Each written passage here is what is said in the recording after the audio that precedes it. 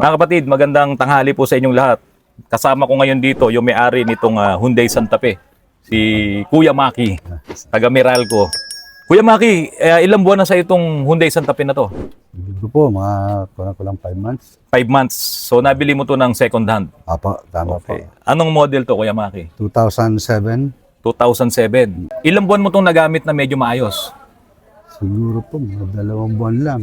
2 buwan lang? Oo, kasi halos may check engine na eh. So, hindi ko na magamit sa malayo. Oo. Dito na lang po talaga hanggang Quezon or ano. Nung nag-check engine, anong ginawa mo? Pina-scan ko po sa kakilala ko. So, lumabas yung error na P47 Okay. about turbo solenoid. Oo, turbo boost, solenoid. Turbo Oo. boost solenoid po. Oo. So, naghanap ako ng pwedeng gumawa ng turbo. Nakahanap ako sa online. Oo. Mekaniko na nakita ko naman, may mga maraming feedback na maganda. Oo. Nagkaroon ako ng interest, nag-chat po ako. Okay. And then, anong nangyari, is pumunta sila, Nag-home service. home service po. Kasi Okay, oh. ayoko na i-travel po ng malalayo eh. So, Mm. kinakabahan na ako pag malayo na eh. Oo. So, pina-home service ko po sa parking na pinaparkingan ng sasakyan. O dito ka lang naman sa dalig din Tama eh, no? po, tama. Pero yung nag-home service sa'yo, Taga Cavite po. ang layo din, ano? Opo. Oo. So, sabi ko nga, okay lang ba sa inyo na ano? Kasi mura eh. Oo? Mura po yung singil nila eh. Magkano? Almost 8.5 lang. 8.5 Turbo cleaning and Okay. ECG cleaning. EGR. EGR cleaning pala. oo. Opo, EGR cleaning, sorry. So, sabi ko, mura na. Kasi kung kailangan ng palinis lang naman po yun. So, sabi ko, sige, payag Oo. na ako kasi mura eh. Pero bakit dumating doon sa pagkakataon na ginalaw yung turbo? Siya rin ba yung gumalaw ng turbo? Tama po. Bale, lilinisin nila. Mm. Pag-check nila ng turbo, is sabi nila, pinakita ko pong picture, may tama daw po doon sa may cartridge. Mm. Delikado na daw po yun, pero wala namang alog yung ano ko, Yung shafting. shafting, Oo. wala. Then kailangan daw pong palitan. Ano inoffer nila? May kakilala daw po sila, nagbebenta na 2 stock na lang daw po, brand new rig. Brand new o rig? Brand new rig. So, siyempre, ako bilang isang car owner, gusto ko maging maayos. Kung Oo. brand new nga naman, Oo. so, sige, kung talagang maaayos po dahil doon, ginawa natin ng barang, ma-order po kagad. Cartridge lang yun, brand Cartridge new lang po rig. yun. Opo. Tapos itong sasakyan mo ay Korean. Korean po. Hyundai to. Opo. So meron palang original na cartridge ng Hyundai, no? Hindi ka ba ko po- nagtaka doon, sir? Hindi ko po alam. Eh. Oo. Pero ito, sir, nung pina-scan mo to, ang sabi doon ay turbo boost solenoid. Tama po. Ba't sila dumating doon sa turbo? Dapat ang tinignan nila yung turbo boost sa solenoid na yon.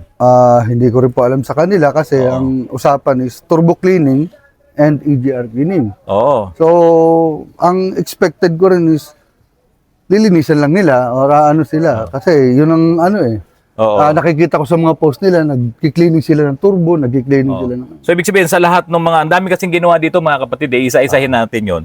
So doon sa mga unang ipinagawa mo, turbo talaga kagad. Kasi Tama nga po. yun yung sinasabi ng scanner. Tama po. Na may problema ka sa Opo. turbo boost sa solenoid. Opo. Ngayon, alam mo ako kuya, hindi talaga ako nagbubukas ng turbo.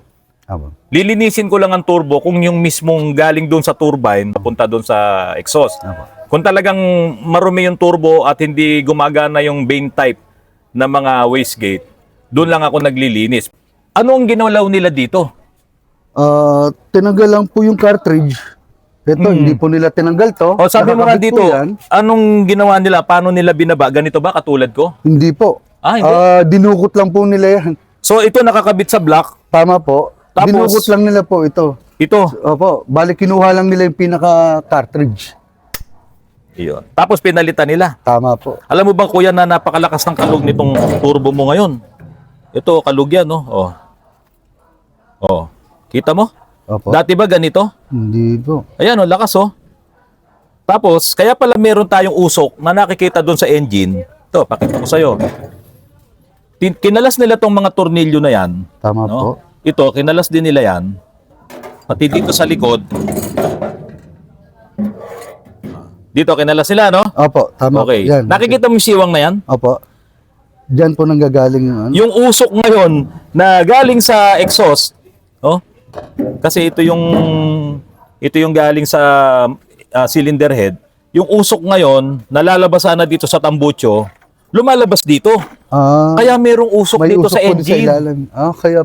Kaya po pala bigla nagkaroon ng usok kasi dati wala naman po yan. Di ba? Kaya tuloy ang ginawa nila, yung breather hose mo, i-dinown nilang ganon. Yung langis ngayon, binabasa ngayon yung engine. Ayun, kaya nababasa ngayon. Oh, dahil sa pinakailaman nila yung turbo, ito, pakita mo ulit, Glenn. Ito kasi may mga washer yung tornilyo na yan. Ito, may mga washer yan, malalaki.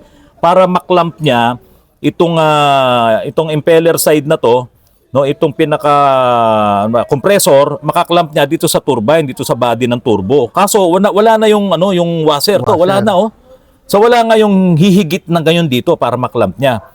So yun yung pangalawang mali na ginawa nila. Yung mga naglalakas loob na magbubukas ng turbo, isang pagkakamali nila dito, ma-unbalance yan. Nasira ang turbo mo dahil sa kanila. Kasi ang unang issue nito, turbo boost solenoid lang. Pinakailaman nila yung turbo.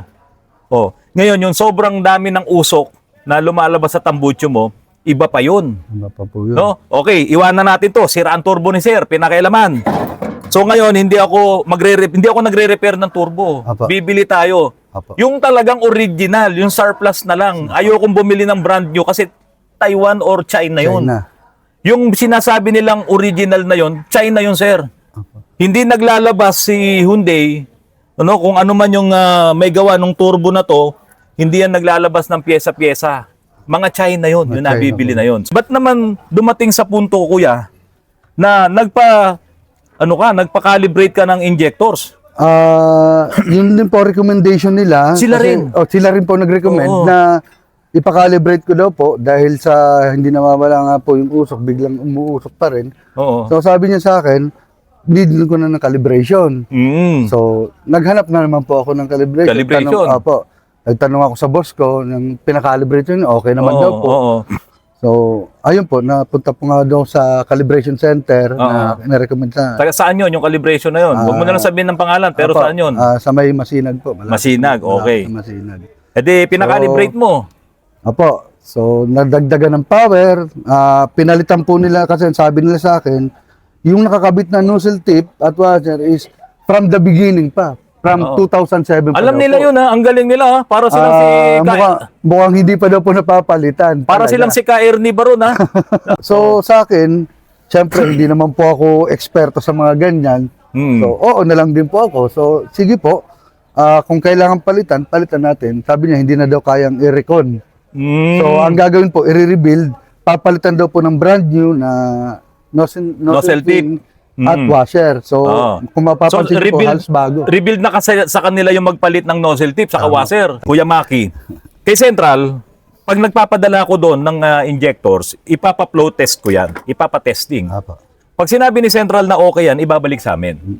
Pag sinabi ni Central na sira na to, kailangan tong i-rebuild, saka pa lang nila i-rebuild at mag-uusap kayo sa presyo. Apo. Sasabihin nila sa akin, ganito ang babayaran, 1-year warranty yan. Dapat walang mga pumasok na dumi o yung kalawang. Kasi ibig sabihin, dapat malinis ang Malinis tangke mo at ang filter mo original.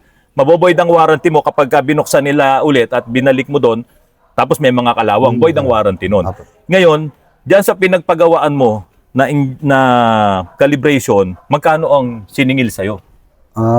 Umabot po ng 28,000. 28,000. Bali, 7,000 po every injector. 7,000 nagpalit lang ng nozzle tip. Tama po. Kasama washer. Sira pa rin. Di ba sabi mo nagpalinis ka ng manifold? Kailan Tama. lang yun? Ang huling siguro mga this February lang po yun eh. Nagpalinis ka ng manifold? Apo, O, pati kasama po yun throttle. sa turbo. Kasama yun sa turbo. O, Apo. tignan mo naman, yan ba yung nilinis na manifold? Tignan mo, nagtututong. Ito yung throttle, no? Ito yung pinaka-throttle body. Nagtututong, O, ito lang, portion na to. Tignan mo rin to, Kung yan ay nilinis, hindi ganyan ang makikita natin. Malinis na malinis yan. O, tutong, sa dumi. Kaya nga po. Pati yung loob nito. Ito yung pinaka-EGR niya. Dito rin. Ngayon, kung yan inilinis nila, malinis sana yan. Kasi hindi mo naman ito nagamit, di ba? Tama po. Bihira na nga lang po gamitin. Dahil inaalala ko rin, nakakahiya yung usok. Oo, sobrang usok. Sobrang usok. Tapos tignan mo to, dapat yan ay may gasket to na metal. O dinaya na lang to sa ano. May ginagamit po sila yung parang rugby na... Hindi, Betagray yun. Hindi Betagray pwede po yun. ba? Oo. Opo. Oo. Ngayon, sira pa rin tong mga injectors mo. Sa sobrang lakas magbuga ngayon ng diesel nito, kaya purong itim talaga. Opo. Di ba? Itim talaga, di ba? Itim talaga pag nirevolution mo. na-revolution po. Tapos palyado pa ang makina. Oh. Kaya iyon ngayon ang nangyari sa'yo, ang laki na nagastos mo. Magkano na nagastos mo? Almost All in all. All in all, siguro mga nasa magpi-50 na. Oh, tignan mo. Yung mga pinagagawa nila dito, ang dami pang tagas ng langis. Opo, Kasi nga, dapat binaba nilang ganito eh. Opo, yan ang hindi po nila ginawa nun. Oh, tignan mo to. Oh. Sobrang dumi pa rin ito. Ngayon, naniniwala ako, hindi lumalabas yung langis dito sa exhaust. Tama po. So, hindi lumalabas galing sa makina kasi tuyo ito. Oh. Tignan mo, tuyo yan. Oh. Diba? Ngayon, kung nanggagaling sa makina yung langis na lumalabas o uusok ng puti yan, ito basa ito. Opo. So, hindi ito basa. Ngayon, ang langis ay nanggagaling dito. Kaya yung inilalabas ng makina mo ay yung langis na nanggagaling dito sa supply. May supply ng langis to. Ayan, oh. Sa langis yan. Papunta doon sa crankcase. O ito. No? Langis yan. Pupunta dito sa turbo. Lumalabas ngayon dito sa shafting. Ang laki ng kalugay, oh. Oh. Brand new tapos. Oh, brand new yan. Kaya kung ito, hindi mo pa ito napaayos, magra-runaway ka. Yun ang malaking problema mo, kuya. Doon sa mga ginawa sa'yo, walang nagawa. Tama po. At hindi na rin sila sumagot. Hindi na sila sumagot. Yung gumawa ng ano, chinachat ko, sabi ko, akala ko nagawa na maayos yung turbo. Oo. Hindi na sila nagre-reply, wala na. So, siguro, pagpapasa-Diyos ko na lang kasi ayoko na lang, ano kasi sabi nga nila pag ginawan ka ng masama, wag mong balikan. Hayaan mo lang sila, hayaan ng Diyos nang bahala sa kanila. Yun. Talaga, hindi. Ganun naman talaga kaysa may stress ka pa. Yung breather hose na dinown na nilang ganun, ibabalik natin sa intake hose yun, no? Para yung usok na lumalabas doon, papasok lang ulit sa makina. Apo. Ang akala kasi nila, baka kasi umuusok ng maitim doon, ay galing doon sa breather. Okay. Portion lang yun, kaunti lang yun. Kaya nga punta ako, bakit tinanggal yun?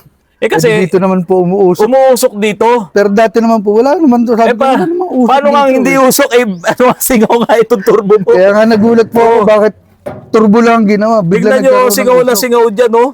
Oh. Dito nang gagaling yung usok, yung galing dito sa ano, sa exhaust.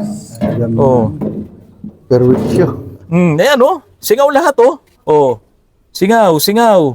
Kaya ngayon, ang tambucho mo, Dito na lumayan. meron ka ring tambucho rito. Yun, galing dito. So, yun, mga kapatid, ang problema. Kasi nangahas sila na magbukas ng turbo, hindi naman pala nila kayang ibalik. So, lalo lang nasira. Ang problema mo, turbo buo solenoid. Pinakailaman ng turbo. Magkano siningil nila nung nagpalit ng ano, ng cartridge? Kasi yung cartridge is natawaran ko. Sinisingil nila ako ng 13,000. Oo. So, natawaran ko hanggang 11,000. Pumayag sila. Apo, galing pa daw Malate. Okay, And then yung yung presyo nila na 8,500 nadagdagan din kasi bumalik pa sila kinabukasan dahil nga rin sa order, hindi matatapos. So, umabot pa ng 10,500. Plus, Grabe, bumili pa ako nung tubo, yung ano niya, manifold niya na intake, 5,600. Oo, yung intake hose. Apo. Bali, nung nabili to, okay naman. Oo. Walang usok. Malakas. Masalakas. Oo. So, nagamit namin ilang araw, tapos biglang lumabas yung check engine. Lumabas lang yung check engine. Parang tinatanong mo nga sa akin kahapon, paano nila naitago nung nagtindang buy and sell, yung Tama issue. po. Kasi, pati nga yung intake hose, nagulat nga kami, may tape ba? Tape. Oo. So, ibig sabihin, talagang mukhang nagawan lang to ng paraan. Siyempre, nagtiwala ako kasi medyo sikat na vlogger din Yung buy and sell. Oh, vlogger na buy and sell? Vlogger na buy and sell din po. Ano comment ako dyan? So, ano lang din po ako. Pero nakipag-usap naman po siya sa akin. Oo. So, maayos naman po siyang kausap, nakikipag-anuhan siya sa akin. Oo. Sabi ko, tanggap ko naman na yung, siyempre, pag bumili ka ng buy and sell in second hand, asahan na natin na may konting sira. Oo. Pero wag sir, naman yung ganun. pero sir, hindi ko pinagtatanggol yung vlogger. Apa. Talagang pag bumili ka ng second hand, Apa. expect mo talaga may papagawa ka. Tama po. Kaya lang, nung na-scan to, ang lumabas lang naman turbo boost solenoid. Tama po. Ang sumira nito, yung mekaniko. Tama po. Yun din naman po ang ano ko. Kasi bakit nagkaganon? Dumami yata yun. Oo. Imbis na yun lang, dumami lalo yung Ang sira. problema. Opo. Yung vlogger na buy and sell, hindi kita, pinagtanggol pa kita. Ang may problema dito, yung si Ranico, may kaloko. Sa kagustuhan kumita ng kaunti, doon sa turbo, repair, palit ng cartridge, ayan, lalong nagkaloko-loko. Hindi po talaga pwede yun. Hindi pwede. Yun nga lang, buksan mo yung turbo, na-unbalance yan. Uulitin ko po sa inyo. Pag na-unbalance yan, sisipol na. Tandaan nyo po, pag bumili kayo ng bagong sasakyan na may turbo, wala kayong maririnig na sipol. Yun yung bago. Pero once na ipalinis nyo yan at nagkaroon na ng sipol, unbalance na po ang inyong turbo. May singaw na po yan. Kaya sumisipol. Ito, papadala ko kay Central ngayon. Apa. Tapos yung turbo, bibili na tayo. Hindi na to marirepair. Wala na talaga yan. Apa. Tapon na tong luma. At ibabalik natin lahat. Pero may nakalimutan pa. Apa. Meron kang ang turbo boost solenoid problem. Apa. Yun ngayon yung hahanapin natin na problema. Kapag ka okay na yung injectors, naiwan pa rin yung original na sira. Kaya ngayon, yun yung hahanapin natin. Ito na yung crosswind na UB Express. Ka-Arnold. Kapatid, legit. Sobrang usok. Opo. Ano po ang sabi nung pinagpagawaan nyo? Yung pina-AGR ko po kasi, Oo. tapos nung iuwi ko, napansin ko kada bomba ko ng grabe yung usok. Binalik ko po. Teka muna. Pina-EGR nyo. Opo. Ginalaw ba turbo nito? Kasi karamihan nung nag-EGR ng crosswind, pati turbo, kinakalas. Hindi po. Hindi Dito ginalaw lang daw po sa intake lang po sila Hindi nyo nakita ha? Hindi. Sige nga, Arnold, patingin ko nga ang usok nito. Totoo ba yung sinasabi mo? Baka hindi totoo. Sige nga. Napara ka na ba ng asbo? Opo. Napara na pala ng asbo. Natikita ko. O sige. Natikita na kayo. Opo. Kaya naman pala eh. Sige nga, lumayo ka konti. Lumayo ka. Sige. Sige po. Nako. Matindi. Parang Para sa po. nasa yung dagat-dagatang apoy ah. Isa pa nga po, isa pa.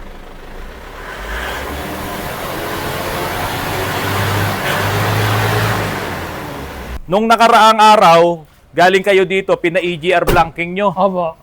Pero wala pa rin nangyari. Opo. Sino po may sabing pa-EGR blanking?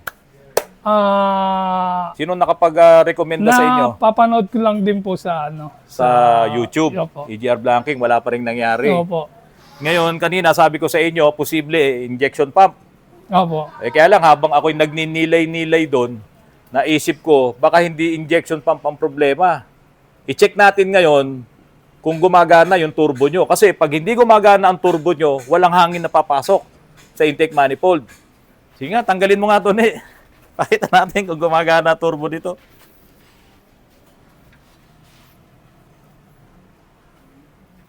Kaya kinakalas natin yung hose. Okay. Sige po, paka-start ka, Arnold.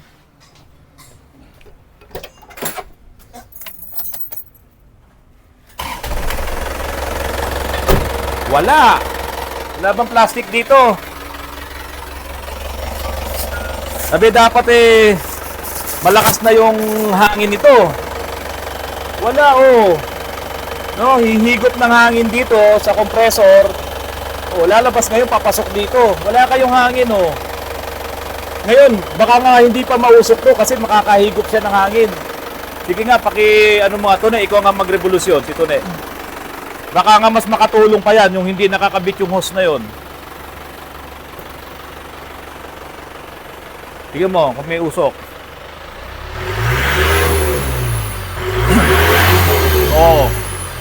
Yung turbo nyo, hindi gumagana. Wala siyang boost. Walang hangin. Sige, patayin mo na. Okay. Patayin mo na.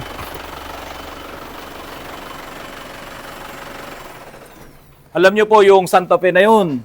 Opo. Buo ang turbo nung pinakailaman nung nag-home service, nasira. Baka ito, nung dinala nyo dun sa nag-EGR, baka pinakailaman to, di nyo ba nakita? Hindi Kasi po kung sabi nyo, kung biglaan lang Di ba? So ngayon, ipapakalas na ho natin yung turbo nyo. Ang talagang problema ngayon, turbo lang.